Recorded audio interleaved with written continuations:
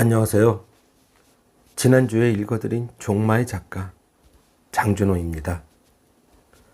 작가 장준호는 가수 마이클 창과 동일 인물이며 2018년 가수로 데뷔하기 전인 1997년에 쓴 소설을 북CD 종마와 합본하여 ISBN을 받아 영풍문고, 교보문고를 비롯한 전국 음반서적에서 전시 판매하면서 작가로 데뷔한 후 유튜버로서도 작사, 작곡가로서도 다양한 활동을 하고 있습니다.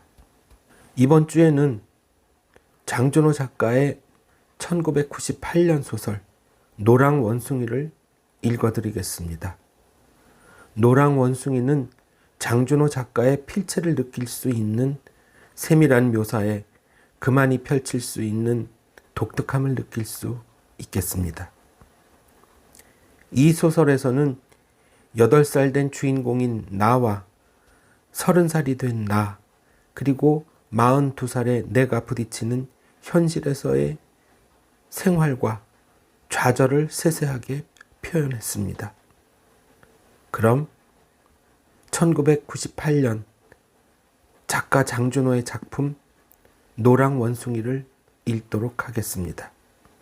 제목 노랑 원숭이, 저자 장준호, 출판사 도서출판 컬러. 바다가 보이는 섬 가까이에 노랑 원숭이가 있었다. 그곳에는 오래전부터 원숭이들이 떼지어 살고 있었고 모두들 그 삶을 평화로워했다. 그러던 어느 날인가 돌연 원숭이 한 마리가 그곳을 찾으면서부터 모두의 평화롭던 삶에 변화가 일렁이기 시작했다. 노랑 원숭이는 특이했다.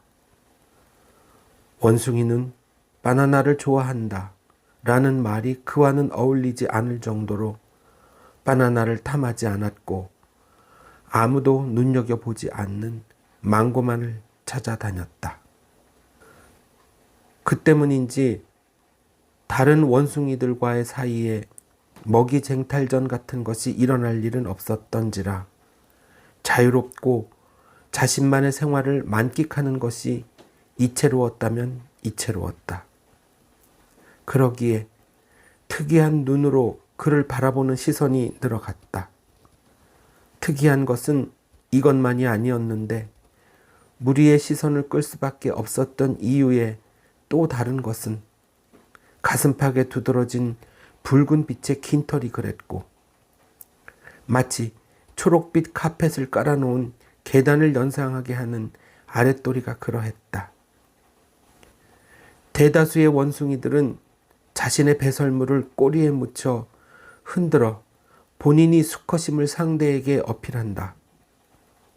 어쩌다 이 특이한 종류의 원숭이를 숨어서 훔쳐보기라도 할라치면 노랑 원숭이는 두 발로 우뚝 서서 태양을 향해 보란듯이 네 활개를 펼치고 그만의 포효를 하곤 했는데 그것은 자신이 수컷인 것을 알리는 표식이기도 했다. 그가 비록 원숭이이긴 했지만 그 포효는 마치 사자나 호랑이에 못지 않았다는 것을 훔쳐보던 녀석들의 사타구니 사이로 숨어 들어간 자신들의 본능에서 알 수 있었고 그의 표현은 많은 암컷들 사이에서 감탄과 함께 한숨을 자아내기에 충분했으리라. 많은 시간이 흐르지 않아 그를 따르는 무리들이 생겨났고 그들이 갖다 놓은 망고가 터전 앞에 쌓이게 되면서 자신들과는 좀 다른 듯한 존재를 두려워하는 수컷의 무리들도 늘어갔다. 4월은 잔인한 달이라고 T.S. 엘리어트는 말했다. 나는 오래전부터 어렴풋하게나마 그 뜻을 알고 있었다. 정말 상황은 잔인하다. 그렇게 갖고 싶었던 38색의 크레파스. 사실은 그보다 색상이 더 다양하고 표현하고 싶은 색을 많이 가진 54가지 색의 크레파스도 있었지만 내가 100번 양보해서 가짓수를 줄였다는 것을 사람들은 알까? 그 38색의 크레파스가 내 손에 들어왔었는데 그것을 지키지 못하고 주저앉고 말았다. 여기서 포기할 수밖에 없는 걸까? 그것도 생각하기도 싫다. 날씨는 왜 이리도 화창한지. 죽겠다고 때를 써볼까? 어쩌면 가능한 일인지도 모른다. 로미오와 줄리엣처럼 신부님을 찾아가 부탁하면 죽은 듯이 잠드는 약을 줄까? 죽은 사람 소원도 들어준다는데. 아버지는 몰라도 어머니는 내 말을 들어주지 않은 것을 후회할 거야. 어머니는 죽은 듯이 잠들어 있는 내 얼굴을 쓰다듬으며 일어나라고 책가방 속의 절반쯤은 닳아버린 18가지 색 크레용을 부러뜨리며 눈을 뜨면 뭐든 다 들어주겠다고 하겠지. 시간이 지나 신부님이 내게 잠 깨는 약을 입에 넣어주고 마지막으로 성수를 뿌리면 나는 당연히 잠에서 깨어나고 소원하던 크레파스를 손에 넣을 수 있다. 정말 그럴싸한 각본이다. 하지만 그리했다가 영영 깨어나지 못하면 그땐 어쩌지? 설사 깨어난다고 하더라도 신부님이 시간에 늦던지 아니면 그 시간에 내게 올 수 없는 사정이 생겨서 어쩔 수 없이 다른 신부님이 대신 일을 진행시키고 이미 무덤 속에 갇힌 상태가 되면 그저 깜깜한 그 속에서 막힌 숨에 헐떡이며 어떻게든 벗어나려고 발버둥 치고 소리 질러도 아무도 들어줄 사람이 없는데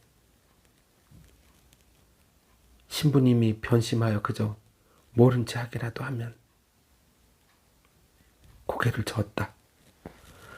처음부터 그런 생각은 하지 않는 게 좋았다. 죽음이란 단어에서 느껴지는 그 전율이 무서웠다. 그럼 아프다고 드러누울까? 그러면 어머니가 나를 위로하면서 아픈 게 다 나으면 원하는 거 다 해주겠다고 말할 거야. 나는 그 말에 손가락을 걸고 다음날 툭툭 털고 일어나 원하는 크레파스를 손에 넣는다. 이것도 좋은 방법이네. 하지만 꾀병은 아버지에겐 통하지 않을 수법이란 건 너무나 자명한 일이고 뻔하다. 열만 채보면 알 수 있을 테니까. 피곤한 기색의 아버지가 툇마루에 앉아서 쌀을 씻고 있다. 어머니가 친정에 간 며칠 동안이지만 50살의 아버지 귀밑가의 구렛나루가 예전에 없이 희끗희끗 눈에 거슬린다. 돌멩이를 걸러내느라 조리질을 하고 있는 아버지의 모습이 안쓰럽게 느껴지지만 그건 아버지가 자신을 얼마나 더 버틸지 그건 아무도 모르는 일이라고 생각한다. 만약에 어머니가 이대로 돌아오지 않는다면 아버지는 어떻게 할까? 분명히 우리가 모르는 누군가를 데리고 올 수도 있다. 형들이나 누나들은 몰라도 내가 이렇게 생각하는 데는 그만한 이유가 있었다. 우리 반 영실이 말이 엄마가 한동안 돌아오지 않았는데 얼마 전에 아버지가 어떤 아줌마를 데려왔다고 했다. 그 아줌마는 화장을 아주 진하게 했는데 그 뒤부터 몇 달째 계속 같이 살고 있다고 영실이가 훌쩍거렸다. 그럼 어떻게 하지? 금방 답을 내릴 수가 없었다. 이미 아버지와 어머니 사이에 전후 사정을 꿰뚫고 있는 나였기에 더욱 망설여졌다. 아무래도 뭔가 수를 써야만 했다. 형에게 귓속말을 했다. 행여 아버지가 우리들의 얘기를 들으면 큰일이니까. 무서워서 싫다는 형을 아카시아 나무가 울창한 뒷마당 곳간이 있는 곳으로 끌고 가 앞으로 우리가 해야 할 일에 대한 계획을 수립하고자 했지만 형은 그런 일에 대해서는 잘 모른다고 꼬리를 내렸다. 어떤 경우에든 내게 가장 큰 힘이 되어 주었고 예기치 못했던 모든 구차한 일을 단번에 해결해 주던 그야말로 막강한 힘을 과시했던 형인데 거기다가 6학년이나 됐으면서도 잘 모른다니. 정말 기가 막힐 노릇이다. 바보 아니야. 더더욱 한심한 것은 중학교에 다니는 누나들의 태도였다. 평소에는 그토록 이지적이고 사려 깊은 누나들이었는데 알고 보니까 자기 생각은 눈꽃만큼도 없는 식충이들 뿐이었다. 앞으로 우리에게 닥쳐올 그 무서운 소용돌이를 느끼고나 있는지 모를 일이다. 시근거리며 잠들어 있는 형 옆에서 나는 앞으로의 일이 두려워 밤새 한숨도 잘 수가 없었다. 큰일이다. 어머니가 돌아왔다. 헬스칸 얼굴에 웃음기를 찾아볼 수가 없다. 예전처럼 응석을 부려보았지만 어머니는 그저 물끄러미 바라볼 뿐 아무런 말이 없다. 아무리 심란한 일이 있어도 내가 재롱을 떨면 우리 원숭이 잘하네 하며 한박 웃음을 짓던 어머니였건만 드디어 올 것이 왔다고 생각했다. 마음이 조급해졌다. 이번에야말로 형과 누나를 소집해서 대책을 마련해야 했지만 8살 된 내가 그 큰일의 실마리를 어찌 풀어야 할까에 대해서는 좀처럼 묘안이 떠오르지 않는다. 어머니는 며칠 동안 우리와 얼굴도 마주치지 않았다. 그저 일하는 부엌대기처럼 밥상 차리고 설거지를 하고 한숨을 쉬는 것이 고작이었다. 아버지는 그런 어머니를 위로하기는커녕 어떻다는 말 한마디가 없다. 가끔씩 쳐다보는 눈빛도 나를 답답하게 한다. 형과 누나들은 여전히 반응이 없다. 그래도 눈치는 있는 건지 전처럼 웃고 떠들지는 않았지만 그들은 아직도 사건의 심각성을 느끼지 못하는 듯하다. 나라도 뭔가 행동을 보여야 하는데 계속 머릿속에서 실타래가 뒤엉긴 채로 풀리지 않는다. 어찌해야 하나? 또 밤을 꼬박 새웠다. 어지럽다. 몸이 천근만근 내려앉으며 토악질이 난다. 학교에 가야 하는데. 오늘 선생님이 산수 시간에 더하기랑 빼기 시험을 보겠다고 했는데 학교에 늦으면 큰일이다. 순간 불덩이가 솟구쳐 오르더니 눈앞이 용암으로 뒤덮였다. 어머니를 부르며 미닫이 문을 열고 밖으로 나왔다. 쫙 하고 쏟아져 나온다. 툇마루에서 입을 호청해 풀을 먹이고 있던 어머니의 목소리가 급하게 아버지를 부른다. 막내가 아무래도 친정아버지랑 같은 증상인 것 같아요. 아직도 크레파스를 손에 넣을 수 있는 방법을 찾지 못하고 어느새 4월도 중순에 와 있었다. 우울한 기분에 돌멩이도 차고 깡통도 차면서 문방구를 지나 집으로 향했다. 매일 다니는 친숙한 길이었지만 오늘따라 휴지 조각들이 널브러져 바람에 날아다녀 짜증이 난다. 힘껏 찬 돌멩이가 휴지 속으로 숨어버린다. 저 휴지 조각들이 모두 내가 원하는 것으로 변하게만 할 수 있다면 좋겠다는 생각도 했다. 누구든 크레파스를 손에 넣을 수 있는 방법을 알려주면 좋으련만 누구도 알려주지 않는다. 나는 가끔씩 운명을 알려주는 사람들을 찾아간다. 그곳은 허름한 집 아니면 화려하게 잘 꾸며놓은 곳 둘 중에 하나였다. 다른 사람의 운명을 말해주는 그들이 그곳에서 벌이는 여러 가지 행위를 나는 잘 알고 있다. 나와 같이 밥 먹고 욕구에 대한 배설까지도 다를 바가 없다. 계시를 받고 운명을 점쳐준다고는 하지만 그들도 나와 똑같은 사람인 것을. 일단은 그곳에 발을 들여놓으면 조수인 듯한 사람이 아래위로 훑어보는 것으로 내 운명에 점은 쳐지기 시작한다. 그들이 무엇인가를 찾기 위해 훑는 시선은 젊은 사람이건 나이든 아줌마건 모두 마찬가지며 그들 조수 중에는 아저씨는 없다는 것이 나름대로의 특징이라면 특징이다. 그들을 모두는 앉아있거나 아니면 볼펜과 종이를 들고 분주히 다니며 다른 켠 방에서 명상에 잠겨있는 듯한 사람을 선생님이라고 부른다. 그들은 쫓아다니며 무슨 일로 왔는지 물어보고는 종이를 내어준다. 물론 음력인지 양력인지를 정확히 하고 태어난 시까지 적을 수 있으면 가능하면 자세히 적으라고 말한다. 글씨를 크게 써야 한대서 원숭이띠라고 나름대로 크게 쓰고 있는 동안에도 다른 사람은 문을 열고 들어오면 황급히 그쪽으로 가서는 예약은 했는지 몇 시로 했는지 등등을 묻는다. 너무 오래 기다린다고 불평이라도 하면 예약하지 않았으니 기다리고 있는 수십 명이 다 끝나고 볼 수 있고, 여의치 않으면 그냥 돌아가야 한다고 끽소리 못하게 으름장을 놓기가 일쑤다. 하지만 그들이 나누는 다른 사람들과의 대화를 들어보면 부드러운 말투에 공손한 태도가 나에게는 정말 상당한 거리가 있다. 하기야 나는 처음이니까 할 일 없이 연도와 날짜가 지난 낡은 잡지를 뒤적이며 몇 시간을 기다리고서야 겨우 선생님을 만난다. 역시 생각했던 대로 선생님께서는 탁자를 앞에 놓고 명상에 잠겨 있는 듯 하더니 문을 열고 들어온 조수가 귓속말로 소근대자 잔나비띠로 음력이시죠? 하더니 한치의 망설임 없이 자신 앞에 놓인 종이에 뭔가를 마구 휘갈겨 쓰기 시작한다. 마치 그분의 말씀을 놓치기 싫어 한 자라로 더 받아 적기라도 하듯이 말이다. 한참을 그리한 뒤에야 놀라움에 정신이 나간 듯한 내 얼굴을 보며 써놓은 것들을 줄줄 얘기한다.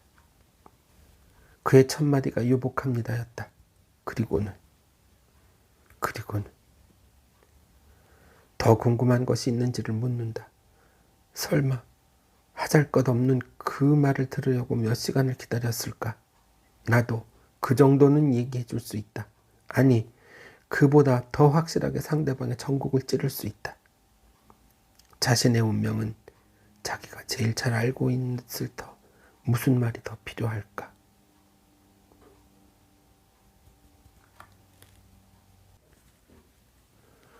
내가 집에 돌아온 것은 오후 2시가 넘어서였다. 숨을 헐떡이며 이마에 송글송글 맺힌 땀을 소매 끝으로 훔쳐냈다. 집까지 쉬지 않고 달려온 탓도 있겠지만 4월의 날씨라기엔 조금은 덥고 습해 훌훌 퍼서 던지고 물이라도 끼얹고 싶었다. 하지만 내게는 더운 것보다 더 급한 일이 있었으니 며칠 전에 산 38색의 크레파스가 잘 있는지 확인 여부였다. 더위를 견디지 못하는 내가 목물보다 더 크레파스의 확인 여부에 목을 매는 까닭은 세상 누구의 도움도 받지 않고 오롯이 내 힘으로 손에 넣었기 때문이었다. 크레용과 크레파스의 구분을 못하고 동일시하는 아버지와의談판으로는 크레파스를 손에 넣을 수 없다는 결론을 내리고 그간의 계획을 실행에 옮겨 선망의 크레파스를 손에 넣을 수 있었다. 얼마 전에 사지 않았니? 18색. 아버지는 단호했다. 어머니도 색이 필요하면 친구들 것을 잠깐 빌려 쓰라고 아버지의 손을 들어주었다. 하지만 절대로 그런 말을 하고 싶지 않은 내 자존심을 있는 대로 구기고 있는 두 코함을 내 힘으로 내 설명으로는 당할 재간이 없다는 것을 알았고 다른 방법을 동원할 수밖에 없었다. 학교 앞에는 문방구가 3집 정도 있었다. 그곳은 언제나 짜증날 정도로 아이들로 북적이고 있었지만 점심시간을 틈탄 한가한 시간에는 주인 아주머니와의 심도 있는 대화도 나눌 수 있다는 것을 애들은 모르고 있다. 나는 나의 존재를 잘 알고 있는 아주머니의 문방구를 찾아갔다. 아주머니가 나를 반긴다. 원장님은 안녕하시고 안부를 묻는다. 당연히 상냥하게 대답했다. 안녕하시다고. 진열되어 있는 38색의 크레파스를 손에 들었다. 나는 급했다. 벌써 점심을 다 먹은 아이들이 문방구 쪽으로 오는 것이 보였다. 만일 그 아이들이 이곳에 와서 떠들기라도 하면 아주머니와의 긴밀한 대화를 나눌 수가 없게 되기 때문이었다. 용건을 말했다. 아버지가 아침에 오늘 크레파스를 받고 돈은 어린이날에 드린다고 말하라고 했어요. 그래도 되죠? 아주 당당하게 말했다. 조금의 의심도 사지 않으려면 그랬어야 했다. 만일 여기서 쭈삣거리기라도 했다면 계획이 당장에 들통날지도 모른다. 좀 더 확신이 들게끔 그 전에라도 시간이 나면 집에 들르라는 당부까지 했다고 했다. 아주머니의 대답은 아버지와는 정반대로 명쾌했다. 그래? 원장님이 그러셨으면 그렇게 해라. 이제 얼른 인사만 하고 가면 되었다. 드디어 크레파스를 갖게 되는 순간이었다. 그 애 말만 듣고 그냥 줘도 돼? 라는 청천벽력과도 같은 말이 들리지 않았으면 말이다. 부수수한 얼굴에 늑수구레한 아저씨가 발끝으로 방문을 삐끔히 열고는 아주머니를 힐책했다. 절반은 술에 취해 있는 것 같았다. 이 중요한 시점에 저 아저씨는 왜 나서는 거야? 아저씨가 미웠다. 하데스라도 와서 당장 아저씨를 잡아가면 좋겠다고 생각했다. 내가 원장님을 잘 아니까 그러는 거지 뭐 라고 아주머니가 말했지만 상황은 조금도 나아지지 않았다. 이봐, 병원집에서 그거 몇 푼 한다고 외상을 해? 당신이 잘 알아봐. 근데 걔 원장 아들 맞아? 요즘 애들은 모른다고. 아저씨가 내심 못마땅해하는 얼굴을 하며 문을 닫아버렸다. 잠시 침묵이 흘렀지만 내게는 그것이 몇 시간이 되는 듯 싶었다. 아주머니가 입을 떼었다. 그러면 집에 가서 원장님한테 한 번 더 여쭈어보고 와라. 아버지가 그리라고 하시면 그때 줄게. 다 잡았던 새를 놓친 꼴이 되었다. 어떡하지? 방법이 떠오르지 않는다. 포기해야 할까? 울고 싶었다. 하지만 그럴 수도 없었다. 아이들이 문방구 안으로 몰려 들어왔다. 야, 너 여기서 집에까지 몇 분에 달려갈 수 있어? 10분이면 간다. 누군가의 떠들어대는 소리가 귓가에 스치는 순간 크레파스가 내 손에 들어왔다. 집에 갔다 올게요. 한 20분 정도 걸릴 거예요. 말이 끝나기가 무섭게 달려나왔다. 뛰다가 다치지 말라는 아주머니의 걱정스러운 목소리가 벌써 저만큼 뒤에서 들린다. 찻소리가 요란하다. 눈이 내린 에머스트의 거리는 참으로 조용하고 아늑하다. 모든 것을 남김없이 덮은 새하얀 눈 위로 비춰지는 햇살의 따스러움이 냉소와 긴장 속에 허덕이던 사람들의 마음을 느긋하게 하지만 그 눈이 녹아 사물이 모습을 드러내기 시작할 즈음에는 다시금 피할 수 없는 쳇바퀴 속에서 덜커덩거리게 마련이다. 그날의 기온이 영하 20도씨인 썬덜랜드의 내 집의 맞은 쪽인 저편에서 아이들 여러 명이 즐거운 비명을 지르며 놀고 있는 것을 물끄러미 바라보고 있다. 겨울철 흰 눈이 펑펑 쏟아지던 날에 어머니가 떠준 노랑 원숭이 벙어리 장갑을 끼고 눈을 뭉쳐 던지며 깔깔대던 그때가 떠올랐다. 그렇게 재미있었을까? 눈을 뭉쳐 던져보았다. 눈뭉치가 아이들이 놀고 있는 곳으로 날아갔다. 한 아이가 내 쪽으로 달려온다. 금발에 파란 눈을 가진 남자아이였다. 그가 멈칫하면서 내게 물어봤다. 당신은 중국 사람인가요? 아니, 난 한국 사람이야. 한국에서 왔어. 그가 또 물었다. 그럼 일본 사람인가요? 아니, 난 한국 사람이라니까. 그게 고개를 갸웃하더니 이내 아, 당신 이름이 한국 사람이군요. 라고 이해한 듯이 말했다. 아니야, 내 이름이 한국 사람이 아니고 한국은 나라 이름이야. 중국, 일본 이런 것처럼. 그래요? 난 그런 건 잘 모르는데. 그런데 어째서 아저씨는 중국 사람 같아요? 아이가 물었다. 어째서 그렇게 생각했니? 아이에게 물었다. 손을 중국 사람처럼 오단에 넣고 있었잖아요. 아이의 대답이 그럴듯했다. 그건 추워서 그랬지. 그건 그렇다 치고 일본 사람이냐고 물은 건 왜야? 아이가 거침없이 말했다. 얼굴이 일본 사람 같아서요. 자신의 판단에 확신을 갖는 눈치였다. 그래? 할 말이 없다. 하지만 나는 한국 사람이란다.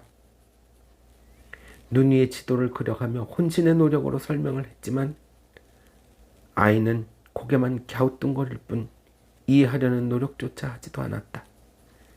7살 된 아이에게 이해를 구하는 것이 무리일까? 저편에서 아이의 엄마인 듯한 여자가 손짓으로 아이를 부른다. 아이가 난감한 표정을 짓더니 자리를 뜨며 소리친다. 잘 가요? 이름이 한국인 아저씨. 당황스럽다. 타운으로 가는 버스를 탔다. 갈 곳이 없다. 예전에는 눈 내리는 것이 좋아 먼 길을 걷기도 했고 그 새벽엔 일부러 발자국을 남기기도 했건만 지금은 오히려 그 눈이 부담스럽다. 에멀스타운에 자그마한 도서관이 있다. 그곳은 새 건물도 아니고 책이 많지도 않았지만 정갈했고 아늑함을 주는 그런 곳이었다. 주말에는 도서관에 들려 이것저것 들추며 시간을 보내는 것이 일상적인 일처럼 되었지만 도서관 입구에 장식되어 있는 인형 때문에 늘 불만스러웠다. 하필이면 번쩍거리는 기모노를 입고 있는 옆에 거짓골을 하고 있는 그것도 일본 인형의 절반 정도 크기에 초라하기 짝이 없는 이몽룡과 성춘향이 있었기 때문이었다. 6.25 전쟁에 참여했던 그 지역 주민이 기증했다는 때가 꼬질꼬질한 그 성춘향과 이몽룡. 마음이 불편했다. 흘긋거리며 보고 있는데 누가 옆에서 물었다. 당신 한국 사람이죠? 순간적으로 튀어난 말이 아니요, 일본 사람입니다. 어떻게 마무리하고 나왔는지는 기억이 나질 않지만 그 후론 타운 도서관을 찾아가지 않았다. 다음날 학교 카페테리아에서 만난 선배들에게 그 말을 했더니 모두를 자기들도 그랬다며 신경 쓰지 말라고 했다. 버스 정류장 근처엔 성공의 건물이 있고 그 맞은편에 책방이 있었다. 책방 이름이 기억나지는 않지만 우리들이 공공장소에서는 보기 힘든 다양한 잡지들을 구비해 놓고 있는 내게는 꽤 유용한 책방이었다. 물론 1시간씩 서서 책장을 뒤적여도 주인은 뭐라고 하지 않는다. 구입하지 않고 나올 때도 웃는 얼굴로 좋은 시간 보내라는 말 외에는 하지 않는 아저씨. 어떤 때는 미안해서 하이소사이어티 같은 5불 95센트짜리 강도가 있는 잡지를 구입하기라도 하면 이해한다는 듯한 다양한 표정을 지으며 즐거운 시간을 보내라고 했다. 그날따라 머플러를 휘감은 사람들이 몸을 움츠린 채 바쁘게 걸어가고 있었다. 추운 날임에도 햄버거를 뜯으며 길을 걷던 남자가 큰 소리로 물었다. 어디서 왔어요? 한국이요. 그 남자는 그럴 줄 알았다는 듯이 그들 특유의 어깨를 으쓱이는 몸짓을 했다. 그런데 한국 어디서요? 내가 한국 사람처럼 생기긴 했나? 코쟁이들은 동양인을 구분 못한다 했는데 그들이 우리를 얘기할 때는 옐로우 치킨이라고 했다. 구분이 가지 않으니까. 사실 우리도 튀김닭을 구별하기는 쉽지 않지. 어쨌든 의례적인 것이긴 했지만 그래도 한국에 어디냐고 물을 땐 반가웠다. 서울에서요. 하자 그가 친근하게 말했다. 아버지가 한국 전쟁에 참전했었어요. 발전했다면서요. 고개를 끄덕였다. 그런데 왜 모두 우리가 못 살던 때만 기억할까? 올림픽도 했는데. 정부에서의 홍보 부족이다. 만나서 반가웠다. 미국에서 잘 지내라며 손을 흔드는 그는 영락없는 거짓골이었다. 이전의 미국은 엄청난 부의 나라, 기회의 땅, 노스텔지어 등등 한마디로 표현하기조차 힘든 진심 어린 동경의 대상이던 나라였다. 우리가 드라마에서 보았던 뉴욕 센트럴 파크에선 언제나 종류도 다양한 여러 마리의 개가 초록빛 잔디 위를 신나게 뛰어다니고 햇볕이 있으면 어디서든 윗옷을 벗고 태닝을 하는 젊은이들이 부러웠고 신문을 보고 있는 할아버지도 한가롭고 여유 있어 보여 좋았다. 길을 걷는 사람들에게 친절히 안내해주고 햄버거를 먹으며 웃고 있는 그들은 풍요로움 속에서 축복받은 그 자체였다. 그렇지만 실생활에 그들은 그렇지 않았다. 할아버지는 할 일이 없어 공원에서 남이 읽다 버린 신문을 주워 읽는 것이었고, 태닝은 털이 많은 그들의 털구멍 속에서 자라고 있는 벌레를 죽이기 위한 방법이었으며, 친절함은 하루 종일 가도 말을 걸어오는 사람이 없는 그들의 개인적인 삶의 분출구였고, 돈이 없어 가장 싼 99센트 햄버거를 런치 메뉴로 고른 것이었다. 내가 너무 근사한 영화를 많이 본 탓이었을까? 갑자기 영화가 보고 싶어졌다. 모레 가서 맥시멜트라도 먹어야겠다고 생각했다. 에스컬레이터를 올라가는 남녀가 눈에 띈다. 갓난아이를 사이에 두고 여자의 허리를 감싸 안은 남자의 귓속말에 한껏 웃는 여자와 이어지는 입맞춤. 남자가 무슨 말을 했기에 공공장소에서 저런 표현이 가능한지 궁금했다. 가식적일 수도 있었지만 그렇지 않을 수도 있는 그들의 웃음엔 어떤 것이 숨어 있을까? 어린 시절의 나는 어머니에겐 아버지 다음에 절대적인 존재였다. 더운 날도 추운 날도 나는 어머니에게 웃음을 지는 유일한 원숭이였다. 사춘기에 접어들면서 내게 새로운 의식과 개념이 정립되고 턱 밑에 수염이 거뭇거뭇해질 때도, 목소리가 다른 아이처럼 변해가도 혼자 세상을 다 살아온 것처럼 대꾸할 때도 현실 속의 어머니는 내 편이었고 나는 어머니의 노랑 원숭이였다. 나는 오른손으로 현실의 고리를 잡고 다른 한 손으론 이상의 고리를 잡고 있다. 칸트의 사고를 존중하고 까미의 생각을 마음에 품은 나는 파란 고리문어. 평소에는 조용하던 나는 먹잇감을 발견하면 온몸에 잠재하던 파란 고리가 그 모습을 드러낸다.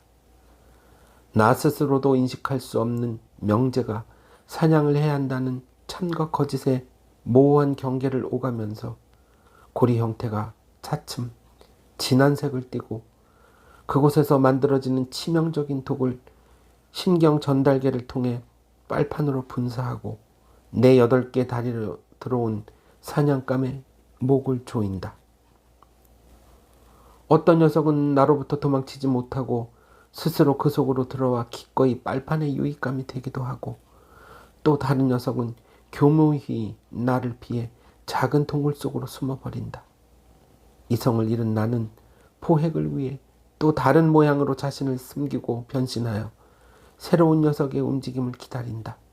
설사 내가 작은 물고기를 괴롭히지 않고 놓아주었다 하더라도 다른 녀석들은 그대로 두지 않는다. 이들은 서로를 공격하지 않는다. 그 맹렬한 독이 자신을 해할까 두려운 탓이리라. 상대를 찾는 암컷은 자신의 파란 고리를 수없이 만들어 수컷을 유혹하지만 쉽사리 그 덫에 걸려드는 녀석들은 없다. 우연히 한 마리가 그 선을 넘게 되면 자신의 파란 고리를 드러내어 그녀와의 유희를 즐기고는 서서히 죽어간다.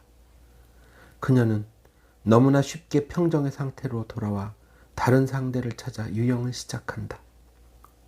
그녀는 눈앞에서 또다시 파란 고리를 만들며 요염한 몸짓으로 나를 유혹한다.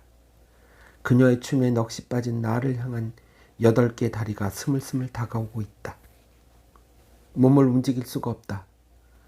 벗어나려고 안간힘을 쓰지만 그럴수록 몸은 더욱 경직되고 내 몸에 파란 고리가 형체를 드러내기 시작한다. 갑자기 주위에 파동이 느껴졌다. 어두운 그림자가 나를 둘러싼다. 두려움이 엄습해온다. 사력을 다해 팔다리를 움직였다. 눈앞이 환해진다. 문방구가 멀리 보이는 곳에 미루나무가 몇 그루 서 있고 그곳에는 넓은 평상이 만들어져 있었다. 그곳에서 시간을 세었다. 집까지의 거리가 보통으로 걸어서 20분 정도니까 뛰면 그 절반 정도의 시간에 갈 수 있고 아버지를 만나고 다시 뛰어오는 시간이면 계산상으로 30분이면 충분한 시간이다. 왜 이렇게 시간이 안 가는 거지? 한참을 지나서 시간을 물어봐도 채 몇 분이 지나지 않았다. 평상에 앉아있던 아저씨는 그런 내가 이상하게 보였던지 연신 나를 살피더니 마침내 입을 열었다. 점심시간에 밥 못 먹어서 나왔냐? 어린 것이 배고플 텐데. 쯧쯧. 아저씨는 내가 가엾다는 듯이 혀를 찼다. 아저씨, 지금부터 10분이 되면 저한테 말해주세요. 학교 가야 하니까요. 착하구나. 학교 공부가 1시 10분부터지? 네. 있는 힘을 다해 숨을 헐떡거리며 문방구에 도착했을 때는 안에 아무도 보이지 않았다. 정말 참을 수 없이 숨을 헐떡이며 문방구 아주머니 손에서 크레파스를 채워서는 뒤도 돌아보지 않고 학교로 달려갔다. 드디어 38세 크레파스가 내 손에 들어왔다. 희열이란 게 바로 이런 것이구나 를 처음으로 느꼈다. 하지만 그것도 잠시 집에 가서 뭐라고 하지? 나를 어둡게 했다. 차라리 학교 책상 서랍에 넣어두고 다닐까도 생각했지만 분실의 위험을 감수할 순 없었다. 학교 다녀왔습니다. 보통 때보다 더 큰 소리로 인사를 하며 들어오는 나를 운이 나쁘게도 아버지가 맞이했다. 큰 소리 내는 거 보니 무슨 좋은 일이 있었나 보구나 라며 뭔가 낌새를 챈 것처럼 나를 주시한다. 아버지는 꿰뚫고 있었다. 여느 때와는 다른 어떤 행동은 틀림없이 무슨 변화가 있다는 것을. 시험을 잘 치러서 기분이 좋다고 말했지만 아버지는 굳이 그것을 확인하겠다고 했다. 가방 안을 뒤지면 방법이 없다. 학교에서 돌아오는 길에 여러 장르의 시나리오를 구성하여 대비책은 마련해 두었지만 철저한 수색을 버틸 길이 없었다. 아버지의 오늘 기분은 그리 나쁘지 않은 것 같았다. 대충 얼버무리면 그냥 넘어갈 수도 있을 것 같았지만 늘 그랬듯이 가방 속을 살피면서 학교에서 있었던 일들을 꼬치꼬치 캐묻는다. 물론 그것이 아버지의 입장에서 보면 자식에 대한 관심이고 사랑이겠지만 그런 것들이 조금 심하게 말하면 내 숨통을 조이고 있다는 것을 부정할 수 없다. 그냥 좀 모른 척하고 내버려 두었으면 하는 생각도 했지만 입 밖에 낸다는 것은 스스로 구덩이를 파는 것이라고 하는 것을 나는 너무도 잘 알고 있었다. 한 번은 중학생인 형이 말대꾸를 했다가 야구방망이로 호되게 맞은 적이 있다는 것을 기억하고 있다. 그 일로 해서 한동안 아버지와 어머니 사이가 소원했었다. 지금은 그것이 문제가 아니다. 크레파스가 눈에 띄었다. 그것을 아버지가 그냥 넘어갈 리 만무였다. 이건 네 거냐? 차갑게 물었다. 순간 구상했던 시나리오가 곧바로 떠오르지 않는다. 생각해내기 전까지는 어떻게 해서든 아버지의 그 무서운 눈빛을 피해야 한다고 생각했다. 어머니를 찾았다. 시간을 벌어야 했다. 어머니가 모를 리 없지만 그래도 그 어머니가 옆에 있으면 아버지의 섬뜩한 위세를 조금이라도 꺾을 수 있을 거라고 생각했다. 어쩌면 어머니는 내 마음을 알아서 절대적인 내 편으로 나를 옹호해 줄 수 있을 거라고 생각했다. 시간이 자꾸만 흘러갔다. 이건 네 거냐고 물었지. 아버지의 목소리가 조금 커졌다. 가슴이 저리다. 아무래도 대답은 필요하지만 지금 곁에 있어야 할 어머니는. 방책은 있었다. 하지만 나를 삼키려고 스물스물 덮쳐오는 저 높은 파고를 어떻게 혼자서 견뎌낼 수 있을까? 아버지에게는 끊임없이 부러워하는 게 있었다. 한 달에 한 번씩 정기 모임을 갖는 아버지 친구들의 자식에 대한 것이었다. 다녀오면 꼭 한마디씩 하는 말. 에스 선생 큰아들이 미국에서 돌아왔다네요. 엘 선생 아들은 이번에 서울대 들어갔다고 해요. 용하지요? 우리 애들도 그래야 하는데. 큰 기침을 한다. 행정고시를 앞둔 큰형은 얼굴을 볼 수가 없다. 아버지의 그 집요함을 어떻게 감당하고 있을까? 이마에 땀이 송골송골 맺힌다. 신호등이 빨강색으로 바뀌자 이스트강을 건너기 위해 수많은 차들이 라이트를 켜고 줄을 선다. 이스트강을 사이에 두고 맨하튼의 오른쪽에 브루클린이 자리하고 있다. 까닭은 모르겠지만 사람들은 그 브루클린을 동경한다. 브루클린, 브루클린. 이스트강이 흘러가는 저편에 포트 어토리티가 있다. 행선지가 모두 숫자로 표기되어 있는 곳.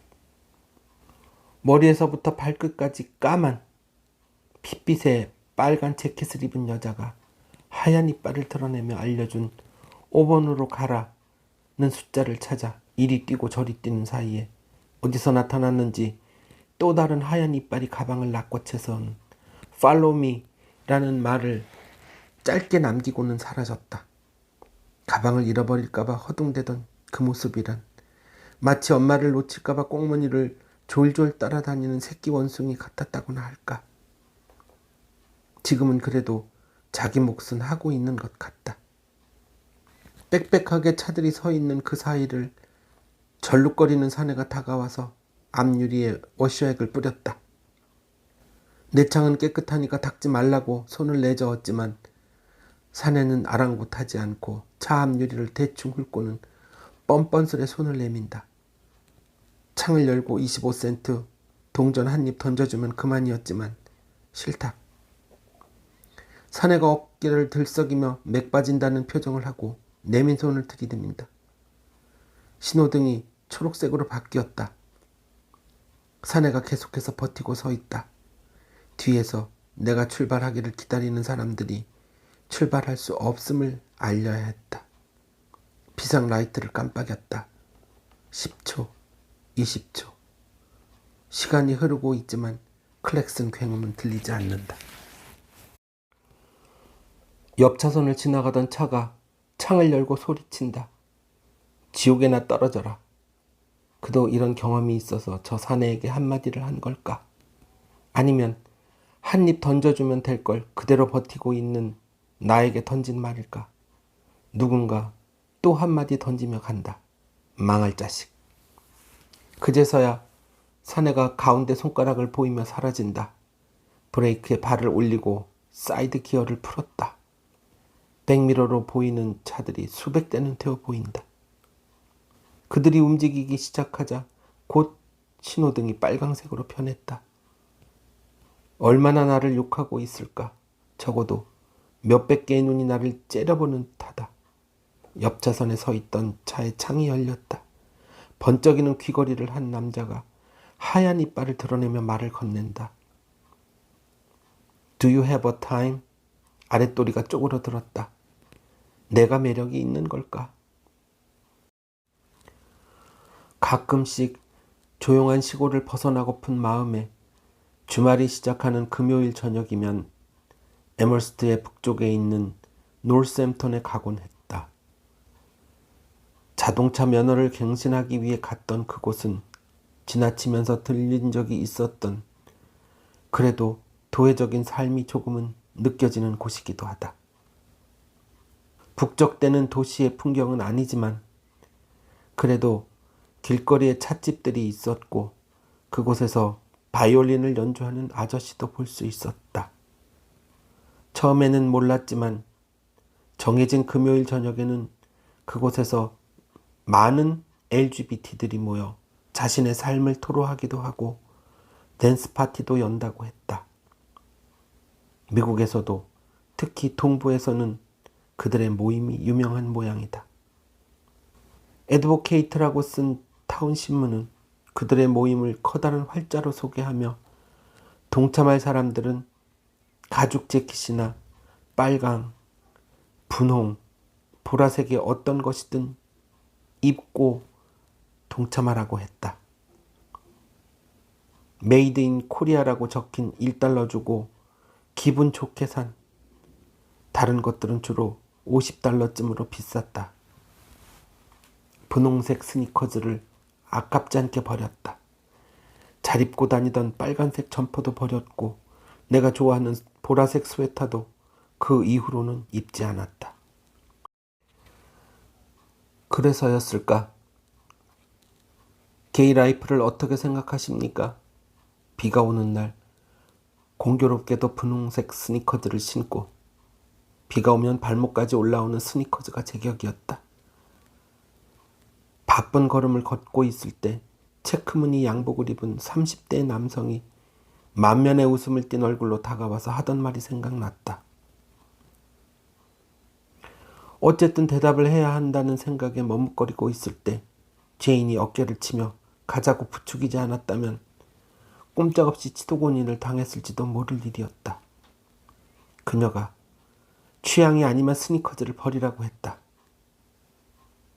또 땀이 송글송글 맺힌다. 집으로 가는 뒷골목엔 널브러진 휴지 조각도 눈에 띄지 않는다. 그것이 기분을 울적하게 했고 오후에 따가운 햇살이 나를 더 우울하게 했다. 신발을 질질 끌어봤다. 궁리를 해도 뭔가 쌈박하지 않다. 궁여지책 깡통이라도 있으면 착이라도 할 텐데 지금은 그것도 없었다. 도살장으로 끌려가는 소의 마음이랄까. 눈앞에 조그만 나무 토막이 보였다. 그것을 힘껏 걷어찼다. 나무 토막이 깡통보다 멀리 날아가 길 옆 화단 쪽으로 뚝 떨어졌다. 상쾌했다. 한 번 더 그것을 차려고 했지만 나무 토막이 보이지 않는다. 화단 속을 헤집자 가지들 틈에서 나무 토막이 보였다. 순간 한 줄기 섬광이 빛을 발했다. 그래, 그렇게 하는 거야. 완벽하네. 쾌재를 불렀다. 아버지의 시선이 내 목을 점점 되어들어오고 있다. 혀를 날름대며 겁에 질려 옴짝달싹 못하는 들쥐에게 서서히 다가오고 있다. 어쩌지? 어머니는 내가 계획했던 완벽하다는 시나리오는 입 밖에도 내지 못하고 있다. 누가 왔니? 구원의 목소리가 나를 찾았다. 하지만 상황이 심상치 않은 것을 눈치챈 어머니가 옆으로 다가선다. 급하게 어머니 치마 뒤로 숨었다.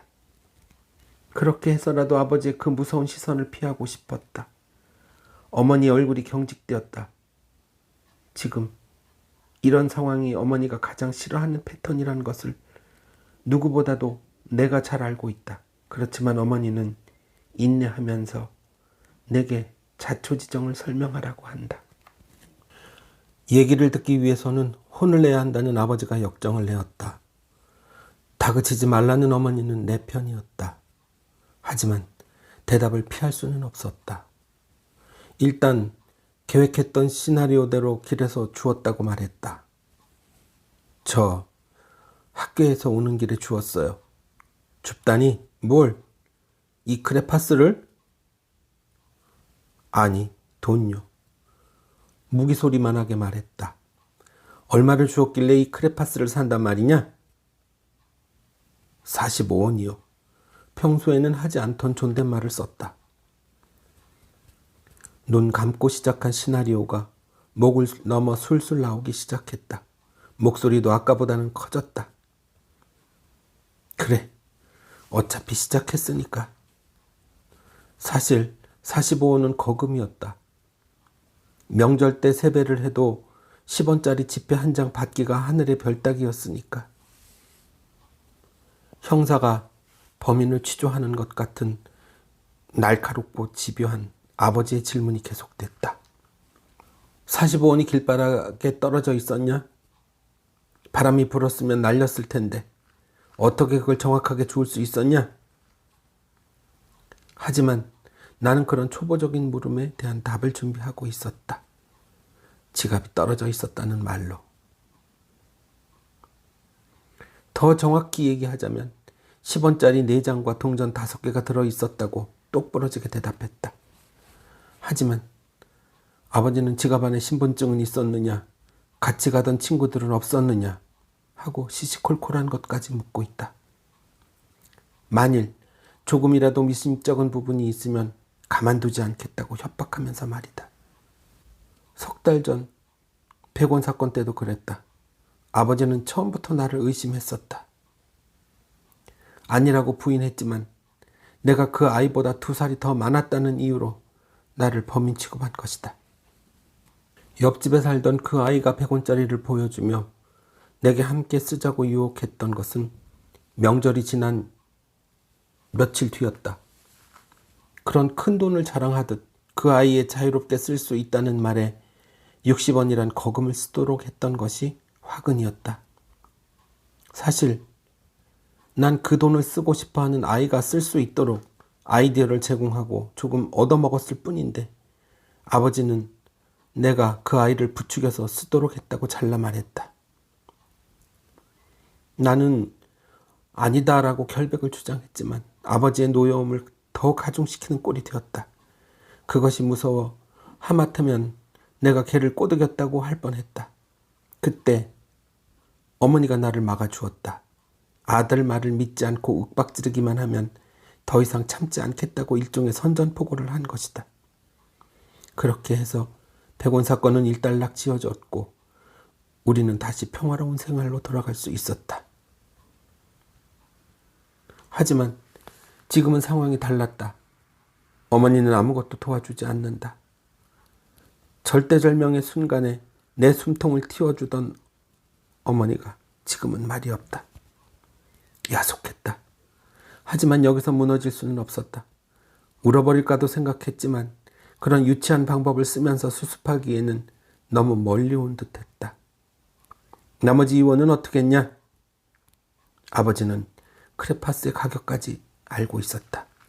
드로프스를 샀다는 내 말에 몇 개를 어떻게 받았는지도 시시콜콜하게 물었다. 1원에 3개씩 6개를 받았다고 하자 남은 사탕을 꺼내보라고도 했다. 떨어뜨려서 흙이 묻은 것은 버렸다는 탄탄한 시나리오 덕분에 아버지의 목소리가 조금은 가라앉았다.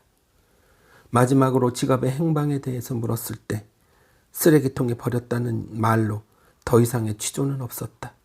그 대신 인간의 도덕성을 강조하는 그 지긋지긋한 끝도 없는 얘기를 하면서 내 양심을 찔러댔다. 말하지 않아도 알고 있다. 남의 물건을 주었을 땐 어떻게 해야 하는지. 초겨울 갑자기 내린 눈으로 길이 미끄럽다. 조심스럽게 차를 몰고 왔지만 바퀴가 달 대로 다른 2,500달러짜리 일제차가 말을 듣지 않는다. 사방이 어두컴컴한 길에 불빛이라고는 찾아볼 수가 없다. 반대편 차선으로 차가 미끄러져 밀려갔다. 핸들을 틀어봐야 차는 자기 생각대로 반대편 가드레일까지 조용히 갈 뿐이다. 뭔가 방도를 찾아야 했다. 조금 전까지 쌩쌩 달리던 반대편 차선에 방해꾼들이 보이지 않는다. 4차선 도로를 급하게 가로질러 황색선이 뒷공무니에 들어올 즈음 맞은편에서 달려오던 차가 급제동하면서 360도 회전을 했다. 지체할 여유가 없었다. 빨리 이곳을 빠져나가야만 했다. 말도 변변하게 못하는 내가 자기네 말을 밥 먹듯이 하는 코쟁이들과의 싸움에서 이길 확률이 거의 없다는 걸 누구보다 나 스스로가 잘 알고 있었기 때문이다. 거품을 물고 달려든 사내가 미끄러지며 내 차를 잡았다. 후진을 하고 악셀레이터를 밟았다. 제멋대로 움직이던 바퀴가 이제야 제 몫을 다하는 듯했다. 난 그냥 미끄러졌을 뿐이라고 했지만 물러날 그가 아니었다. 차는 조금씩 황색선을 넘어 제 차선으로 들어왔다. 아직도 내 뒤에는 차가 다니는 기색이 없다. 나보고 책임지라고 소리치던 그가 반대편 차선에 아무렇게나 서 있다가 하늘로 솟구치는 자신의 차를 보고는 외마디 소리와 함께 머리를 감싸 안았다. 재빨리 미등을 끄고 정신없이 그곳을 빠져나왔다. 사내가 경찰을 외친다. 그건 내 책임이 아니야. 단지 난 차선을 위반했을 뿐이지. 장식으로 붙어있던 딸랑대던 것이 툭 하고 떨어졌다. 주운 지갑은 경찰서에 가져다 줘야 됐다는 아버지의 말에 경찰서가 없었다고 당당하게 말했다. 사실 근처에는 자그마한 파출소가 있긴 했지만 그곳에 가려면 꽤 먼 거리였다. 그 말이 납득이 됐는지 험악했던 분위기가 조금은 누그러들자 배짱이 생겼다. 아버지는 물론 어머니도 이제는 내 말에 어느 정도 신빙성이 있다고 생각하고 있을 터 이 정도라면 강력하게 밀어붙여서 결판을 내야겠다고 생각했다. 예상했던 대로 아버지의 훈육이 시작됐다. 싫어도 10분은 얌전히 듣고 있어야만 했다. 대한민국에 굶는 사람이 얼마나 많은 줄 아냐? 너는 지갑을 주어 크레파스를 샀지만 그 사람한테는 큰 돈일 수 있다. 다음부턴 그러지 마라. 알았지? 아버지의 그 길고 긴 훈육 끝에 크레파스가 갖고 싶어서 파출소에 갖다 줄 생각은 못했다는 말로 마무리를 지었다. 말을 끝낸 아버지는 뒤도 돌아보지 않고 나갔다. 한숨이 나왔다. 어머니의 표정이 계속 굳어진 채로 있었다. 버스 안 방송에서 에멀스트 타운이라고 했다. 밖을 내다보니 그저 평범한 버스 정류장이다. 곧 터미널에 도착하려니 했지만 뜻밖에도 버스가 마지막으로 도착한 곳은 내가 생각했던 터미널이 아니었다. 버스 운전사에게 에멀스트 버스 터미널이 어디냐고 물었다. 운전수는 아까 지났다고 했다. 분수가 물줄기를 시원하게 뿜어대는 무슨 광장 같은 그곳이 버스 종점이라고 했다. 분명히 에멀스트 버스 종점이라고 했는데 운전수가 웃는다. 돈을 받지 않고 타운으로 데려가 준다고 했다. 공중전화를 찾아 25센트 동전을 넣었다. 전화 속에서 기계음 소리와 함께 뭐라고 시끄럽다. 수화기를 내려놓고 다시 동전을 넣었지만 같은 기계음 소리가 난다. 누가 옆에서 나를 찌른다. 10살 정도의 남자아이가 쿼터 하나를 달라고 떼를 쓴다. 손을 내저었다. 꺼져버려 하고 싶지만 그것도 쉽지 않은 내가 참으로 한심하다. 동전을 서너 개 넣자 짜증나게 들렸던 기계음은 사라지고 신호음이 간다. 내가 알아들을 수 없었던 기계음은 동전이 부족하니 쿼터를 더 넣어라 라고 했나 보다. 어린이날까지는 아직 열흘 정도 남아있다. 그 사이에 돈을 마련할 방안은 일단 세웠지만 그것의 실현 가능성은 아직 미지수였다. 우선 매일 아버지 구두를 닦는다. 10원. 어머니를 쫓아 시장에 가면서 조른다. 10원. 잔심부름하면서 10원. 그리고 어린이날에 아버지랑 외할머니한테 용돈을 받는다. 10원. 이 정도 마련하고 나머지는 하루 이틀쯤 늦어져도 큰일은 아닐 것이다. 이렇게 계산을 하고 나니 기분이 한결 가벼워졌다. 당연히 학교에서는 미술 시간에 큰 화제거리가 될 수밖에는 없었다. 전교생 중에 38색의 크레파스를 갖고 있는 애가 나뿐인 것을. 집에 돌아와 서랍을 열면 크레파스가 그 얼굴을 내밀어 나를 반겨준다. 그 기쁨을 그제도 그랬고 어제도 그랬다. 이제는 아무런 방해 없이 자유롭게 만끽할 수 있었다. 하지만 그것도 며칠 급기야는 내 눈을 의심하는 일이 벌어지고 말았다. 분명히 그 자리에서 나를 반겨줄 크레파스는 보이지 않고 대신 아래 서랍에 넣어두었던 18색 크레용이 그 자리를 차지하고 있었다. 불길한 예감이 머리를 스쳤다. 어머니를 소리쳐 불렀다. 그건 내 거 아니잖아. 오늘 그 문방구집 아주머니가 아이 때문에 다녀갔다. 어머니의 목소리는 너무나 가라앉아 있었다. 악을 썼다. 그걸, 그 크레파스를 어떻게 손에 넣은 건데. 죽음이 나를 향해 한껏 손을 흔들어대고 있다. 언제부터인가 나는 죽음이란 단어를 항상 머릿속에 넣고 있었다. 어떻게 죽을까? 어떻게 죽는 것이 고통이 덜할까? 하는 생각에 온통 하루를, 열흘을, 한 달을 설치기도 했다.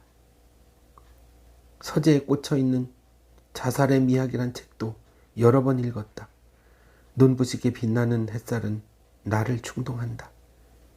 비 내리는 저녁, 길모퉁이에 비추는 고즈넉한 햇살, 빈 버터강통을 들고 여기저기 기웃거린 다리 저는 아저씨, 얼굴이 쥐 그림으로 얼룩진 아이들. 죽음의 저편에서 나는 그들을 바라보고 있다. 죽음은 순간적이다. 쇼펜하우어도 베르테르도 그것을 두려워하지는 않았지만 난 죽음에 대한 두려움을 너무나 잘 알고 있다. 죽음은 굳이 실천해야만 아는 그런 것은 아니다. 눈을 감고 잠시만 숨을 멈춰도 그 고통을 맛볼 수 있었다. 새끼 원숭이가 나무를 기어오른 뱀의 목을 물려 숨을 헐떡인다. 그의 팔이 점점 초록색으로 변해간다. 연구에 의하면 남자는 여자들보다 쉽게 죽을 수 있다고 했다. 그 옛날 교수형을 행할 때도 남자들은 단 5분이면 끝을 맺지만 여자들은 오래 간다고 했다. 제일 오래 버텼던 사람이 38분. 혀를 배꼽까지 길게 빼고는 헐떡였다고 했다. 난 정말 고통스러운 죽음은 싫다. 자연스럽게 잠을 자듯이 갈 수 있는 방법이 있다. 수면제를 3주먹을 삼키면 가능하다고 했지만 내가 그 많은 양을 삼킬 수 있을까? 만약 실패하면 위세척의 토사물 처리, 그런 것은 생각하기도 싫다. 추하지 않게 우아한 삶의 마감을 나는 원한다. 나는 늘 사람을 비롯한 생명체가 세상을 만나는 것은 본인의 의지라고 생각해왔다. 왜냐고? 그것은 3억 마리의 정충들 중에서 내가 제일 먼저 어머니의 난자와 회합을 했으니 내 의지가 아니었으면 그게 가능키나 한 일이었을까? 하지만 지금 이 순간만큼은 이 세상에 태어난 것은 절대로 내 뜻이 아니고 싶다. 만약에 내 스스로가 시간과 장소를 정해 태어날 수 있었다면 시지프스의 시대에 태어나고 싶다. 하지만 난 자신의 뜻과 상관없이 세상 밖으로 나왔다. 쇼펜하우어가 죽고 베르테르도 죽었다. 나 자신의 의지가 아닌 누군가에 의해서 내 삶이 뒤죽박죽이 된다면 더 이상 현 세상에 머무를 이유가 없다. 죽음이 시시각각으로 다가오고 있었다. 난 너무나 가치없는 존재. 나 하나 없어진다고 누구 하나 서럽게 울어줄 사람도 없다. 오히려 귀찮은 존재가 사라져준 안도감을 즐길 것이다. 그래, 죽자, 죽어주자. 눈이 스르르 감긴다. 온몸에서 힘이 빠져나간다. 이제는 아무도 나를. 모두들 안녕. 눈물이 흐른다. 누가 나를 흔들어 깨웠다. 이제 그만 일어나. 저녁 먹자. 기차가 알 수 없는 도시를 달리는 저편에 섬이 하나 보인다. 어디쯤 왔는지 목을 길게 빼고 사방을 둘러보지만 도무지 알 수 없다. 어디에도 철길은 없는데 덜커덩 소리내며 달리는 기차의 창밖으로 방금 보았던 섬이 모습을 바꾸어 또 내 옆을 지나간다. 나는 아이와 함께 까마득히 보이는 저기 저 섬으로 기차를 타고 가는 모양이다. 기차 안에는 소풍을 가는 푸른색 교복의 아이들이 북적댄다. 한동안 들뜬 분위기 속에서 시끄럽던 기차 안이 찬물을 끼얹은 듯 조용해지는가 싶더니 점차 웅성거림이 커진다. 심상치 않은 일이 생겼음을 눈치챘을 때는 내 옆에 있어야 할 아이가 보이지 않았다. 사람들 틈을 비집고 아이의 행방을 물었다. 어떤 애가 이 밑으로 들어가던데요. 잡으려고 했는데 걔가 손을 뿌리치더라고요. 하며 아래쪽을 가리쳤다. 주위의 사람들은 교복을 입고 있었지만 늑수그레한 아저씨들 뿐이다. 아이를 찾는 일이 급했다. 안을 들여다보았다. 젖은 모래 속에서 아이가 달리고 있다. 손을 뻗어 아이의 손을 잡으려 했지만 달리고 있는 기차의 속도에 모래의 움직임이 달라져 아이의 손을 잡을 수 없다. 아이의 몸짓이 특이하다. 손을 뻗고는 있지만 어찌 보면 그곳에서 빠져나오려는 기색이 아닌 마치 수영이라도 하고 있는 것처럼 보인다. 순간적으로 아이가 소용돌이 속으로 빨려 들어갔다. 어찌할 바를 몰라 소리를 지르고 도움을 청하는 동안에 아이의 모습이 눈앞에서 흔적 없이 사라지고 말았다. 아이를 잃어버렸다는, 어쩌면 죽었을지도 모른다는 생각에 눈물이 흐른다. 기차는 계속 달리고 있다. 달리는 기차와 함께 밑에 모래는 끊임없이 소용돌이를 치고 이제는 더 이상 기대할 수 있는 뭔가도 찾지 못하고 있을 때 모래의 움직임이 잠시 멈추는 듯 했다. 순간 아이가 물속의 잠수를 끝내고 돌아오기나 한 것처럼 모래 위로 숨을 토해내면서 모습을 드러냈다. 보여주고 싶은 게 있다며 환하게 웃는다. 온통 땀에 젖어 있는 아이의 몸에는 신기하게도 한 티끌의 모래도 묻어 있지 않다. 아이는 어디선가 물을 마시고 왔다고 했다. 땀을 씻으러 가야 한다며 아이가 문 앞에 선다. 전동문이 열리고 반사되어 들어오는 수면 위의 햇살이 눈부시다. 아이의 형상이 햇빛 속에 가물거린다. 기차는 바다 위를 거침없이 달리고 있다. 정차를 알리는 기관사의 안내방송에 서둘러 기차를 내렸다.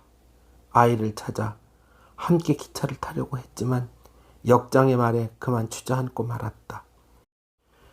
이제 기차는 다시 오지 않습니다. 손님께서 타신 열차가 마지막이었습니다. 바다가 보이는 섬 가까이에 벌거숭이 아이가 미동도 하지 않은 채 해를 바라보고 있다. 가느다란 팔에 묶여진 초록빛 띠가 눈부시다. 불끈 쥔 자그마한 주먹 안에 꿈을 담고 해를 향해 서 있다. 보여주고 싶은 꿈들이 손 안에서 부서진다. 버리고 싶지 않은 그 꿈이 바닷바람을 맞으며 뜨거운 햇살 속으로 모래선이 부서져 내린다.